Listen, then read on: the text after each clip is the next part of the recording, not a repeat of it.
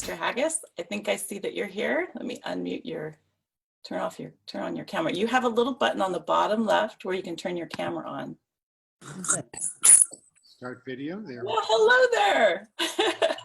It's nice to see you.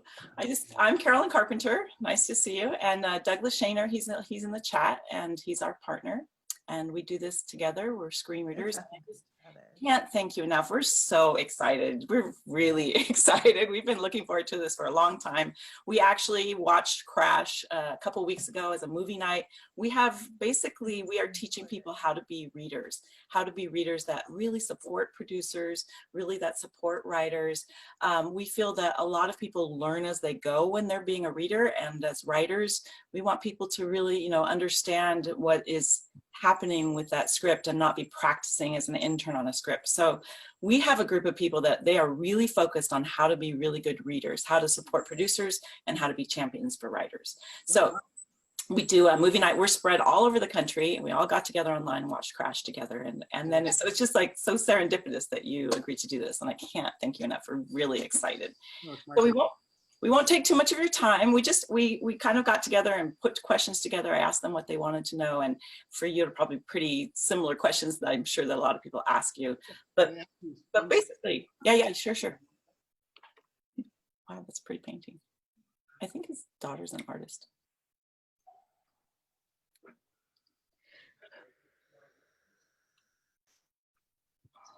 Okay, so I'm back. Yeah, no worries. So basically, we just wanted to know, I know you're Canadian, so how is it different in Canada, and what gave you the bug to get started with this whole crazy career? I was writing a lot of very bad plays in Canada as a young man. And when I say bad, they were like atrociously bad. And got a couple of produced, and I directed them, and I was even worse as a director than I was as a writer. So I was working with my dad in construction. I'd made it through high school. I'd gone to 1 year of art school, and at the local art school there, studied photography, went off to England thinking I'd be a fashion photographer because I was over-influenced by Blow Up. That failed pretty quickly. I came back, went to community college for a year to study cinematography. That was really a worthless course. And I started writing. I kept going back to writing. And then I was working with my dad, and I was getting around 22 years old. And one day we were driving down the street, and he said, construction, you're no damn good at it, are you? I went, no. He said, you should go to Hollywood. You should follow your dreams. I'll give you a little bit of money, support you. He's giving me $100 a week, which is what he was paying me there for a year, and see if you can make it. So I went home and proposed to my girlfriend, and we got married and packed up the truck and moved here. And I was a snowback. I was illegal, so I couldn't work except for, under the table. But my wife had, luckily, rights to American citizenship. We found out because her dad had served with the American Army, even though he was Canadian. And so it took me a few years to get my legal status. In the meantime, I worked as a furniture mover and various other things for $5 an hour. I went home and wrote every night. And so I'd work for 8-10 hours a day, moving pianos up 3 flights of stairs, and then I'd come home and write. And eventually, I took a bunch of classes to various places, and it took me about 4 years to sell my first television script, and was lucky enough to keep writing after that. Yeah, and you wrote, that's spectacular, first of all. I mean, that a parent would do that, which is usually parents who are not encouraging their children. So, yeah, he's a great dad. That's awesome. Yeah. And so when you started in television, you worked in television for quite a while, right? And 100 years in network television. And I kept failing my way upwards. The great shows I did wouldn't last more than a week. I did a show called Easy Streets that I just loved. It didn't last more than a week. And the bad ones I did, like I did a 2-week rewrite on a pilot called Walker, Texas Ranger. And that, even though I only put 2 weeks into it, it lasted 10 years. So the lesson was, the less I have to do with a TV series, the more successful it is. Well, that's good to know. Moving forward. That's awesome. So are you doing any TV now? Would you go back to yeah, I'm developing something right now. Yeah. Oh, awesome. And so, like we said, Crash was one of the was the movie that we watched. And so a lot of people had questions about that. And we know that $1 Million Baby, I mean, you hold that honor of being the only person really to do back to back like that. Awesome. Congratulations on that super huge accomplishment. And so when you were doing this, can you kind of walk us through kind of how that process went with the two movies? Sure. I've You been use an fired. outline. Yeah, I've been fired from my job as running my own television show on CBS.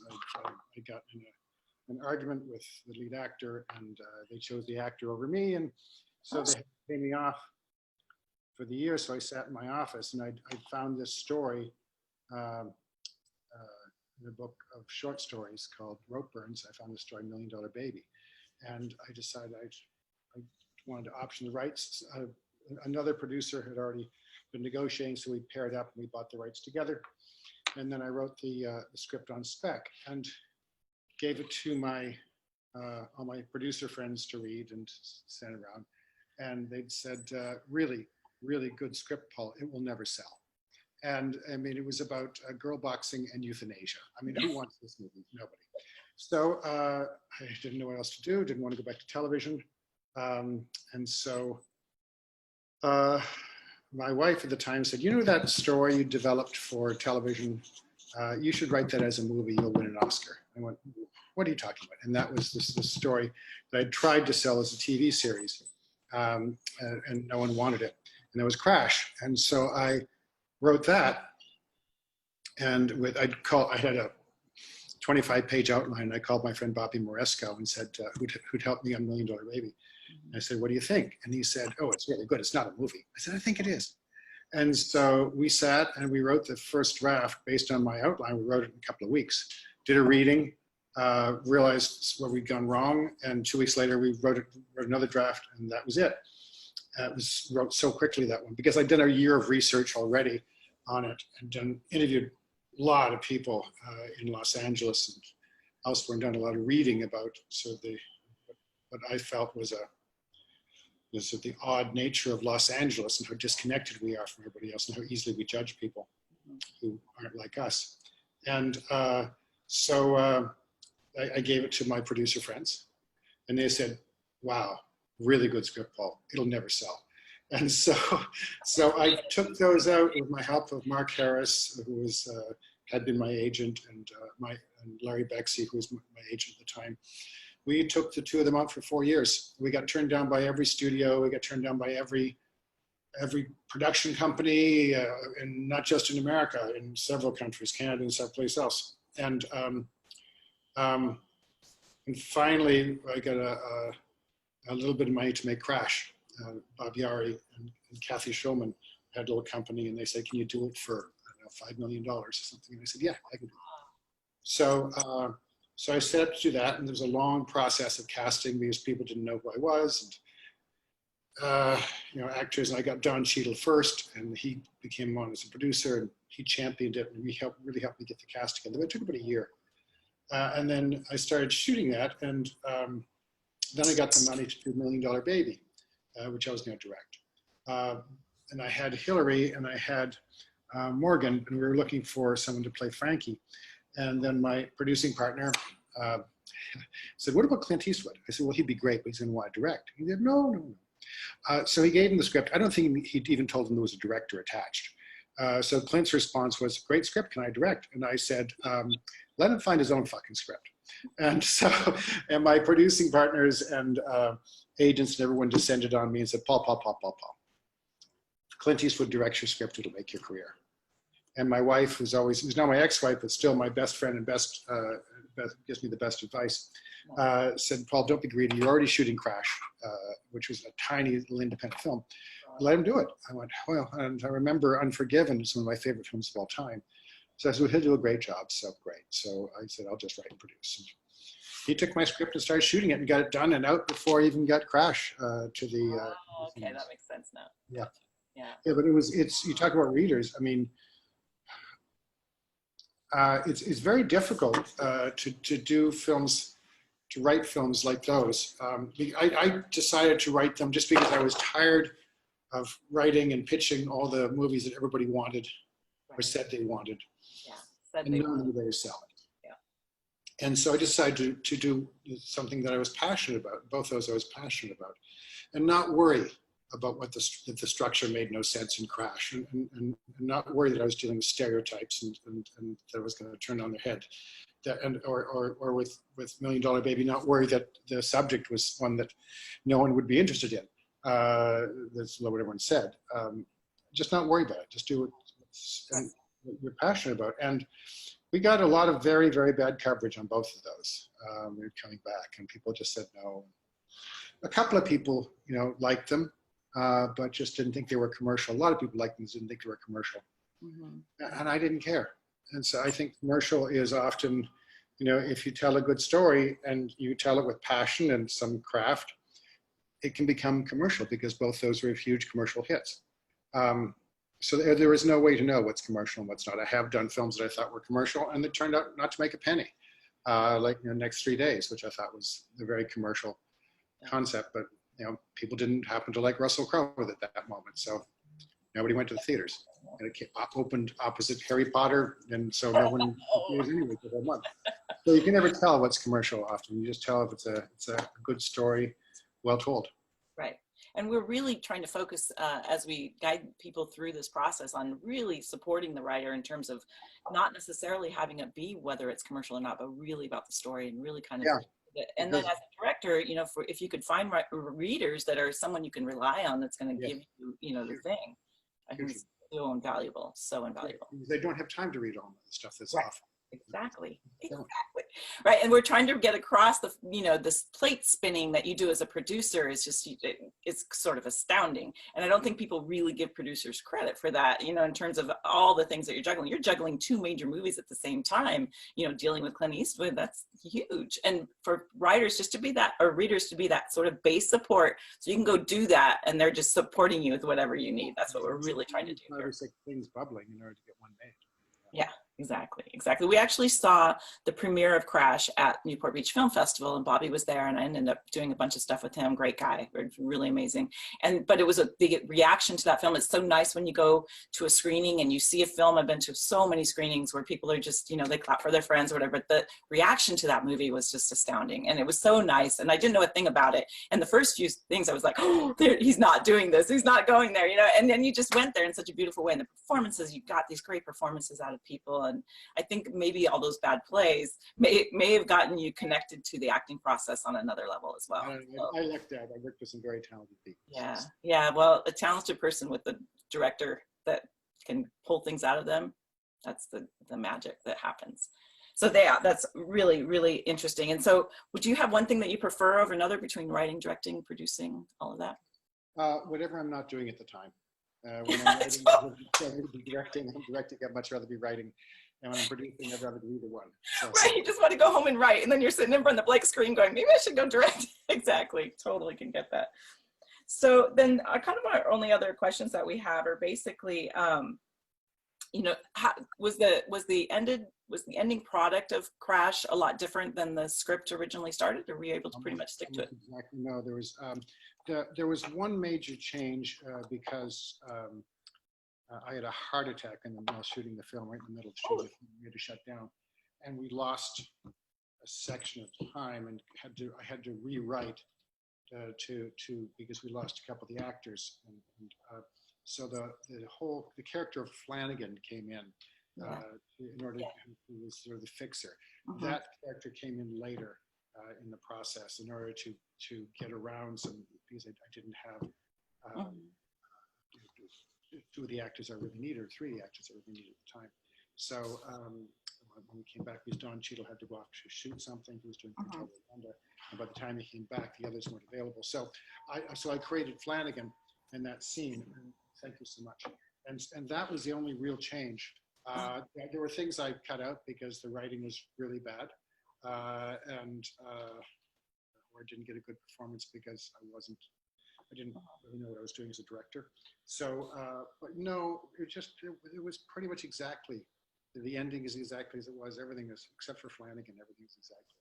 Well, I mean, you kind of washed over it, but the chin on the floor moment is you had a heart attack. I mean, that's huge, and that you were able to talk about plate spinning. I mean, you were able to come back and make that happen. Goodness, man, you are persistent and yeah, I was from being in the operation, I was back in the directing chair 2 weeks later. I had a nurse. I had to have a nurse sitting with me. I couldn't stand. I had my blood pressure taken every 15 minutes. And Right. I finished the film. Nice, man. And that, I mean, that feeds your heart. So hopefully that helps you heal. You know what I mean? It's like, that is astounding and so inspiring. That is so awesome. Yeah. So we only have a couple more things that we kind of wanted to ask you about. How can, as readers, how can we best support producers, writers, directors? You know, what do you think? I mean, do you have pet peeves about readers? Like, what is the thing that we can instill in the people that are learning this so that they can really be that thing that we're trying to create here? You know, the hardest things for writers to do is A, to find a good story, and B, to tell it well. And that sounds like an oversimplification, but it's always the story that's the most important thing. And the twists and turns that you push the characters through. The fact that the characters, you know, drive the story, that the ending is something that is, you know, fulfilling and surprising. The dialogue and things like that are not as important at the beginning. So if you find a good story and the dialogue isn't that good, you know, it's still really worth pursuing on it usually. However, if the dialogue's not good, it usually means the story's not good because yeah, the writer really Right. an intelligent story. Yeah. But yeah, just being able to understand where a story goes wrong. And I've done it wrong enough times to know, because I just learn from my mistakes over and over and over again. For example, with $1 Million Baby, originally I was trying to cram 5 stories from the book of short stories into that. And Bobby Moresca was the one who got me to concentrate and just, I ended up using elements of 3 stories instead, and pare it down because I was just trying to do too much. And it was taking away from, you know, the power of the story. Is Ropeburn a book of short stories about boxing? Yes, it was. And so, and I loved all the characters so much, falling in love with all the materials after the mistake. Sure. So when I gave up 2 of the stories and focused on the others and found ways to use, because Scrap was not in the same story, I brought him in from another story, and the whole story of the young boxer who was mentally challenged, that was not in that story. There was various things that I combined, but I was trying to do too much. So yeah, trying to focus on what's essential. Often you know, people get so swept up with telling a big story, they forget the small moments, and the small moments are often the most important things. And most of the studios, most of the readers, anyone who was vaguely interested in $1 Million Baby, the first note they had was, you have to get rid of the scene about the socks. I mean, there's 2 guys sitting around talks about socks. What kind of, you know, no, it doesn't push the story forward at all. And so, and when Clint got it, I asked him about that. He said, no, it's brilliant. That tells everything. And it does. That's that one story about these 2 guys in socks tells about their entire relationship. And so sometimes those small moments are really what mean everything in a series. What was the series I was watching recently? Oh shoot, something I really liked, but I've forgotten now. The one that Charlize produced on Netflix. Charlize and a bunch of others. It was about the fellow who's doing the profiling of serial killers in the beginning in the 70s, I think it was, or 60s. I forgot what it's called now, but it's put to how the FBI created profiling for serial killers. Mindhunters, exactly. Thanks, guys. Yes. And in there's this relationship this woman has with a cat. And it just keeps going back to it, this lost cat, and it's just fucking brilliant. It's brilliant. You know, and most people would say, well, what's her and a cat? It doesn't go anywhere. It doesn't lead anything. You never find the cat. Yeah, but it talks a lot about who she is. And that really, you know, those moments are often the things that reveal character, that if you push your writer to dig in and find those moments that really reveal character and not worry about progressing the plot that much in that moment, that's often a very good piece of advice.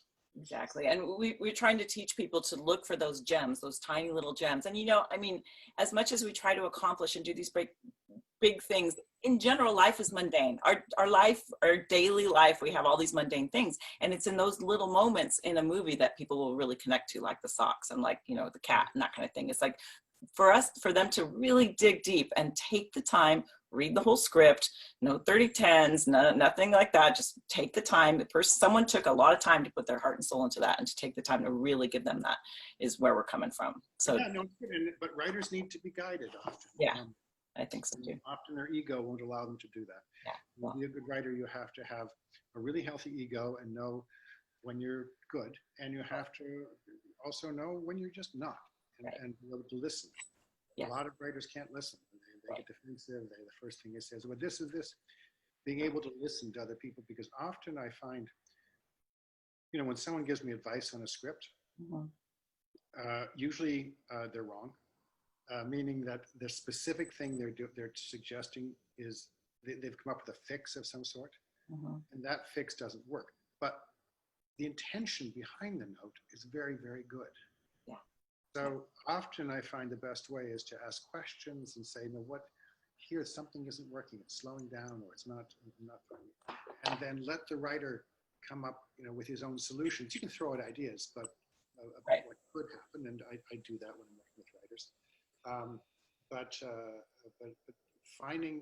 as a writer, you have to be able to say, if three people tell you that something is not working here, there's something not working, and you better figure out what it is. It may not be what they're saying. It could be just something that's happened just before, or something that's happened just afterwards. Or I'm dealing with that right now on the script I'm writing. I've got some notes, and I have something that's essential to be in the movie, or in the first episode, and it's just, but everyone stops and stumbles on it.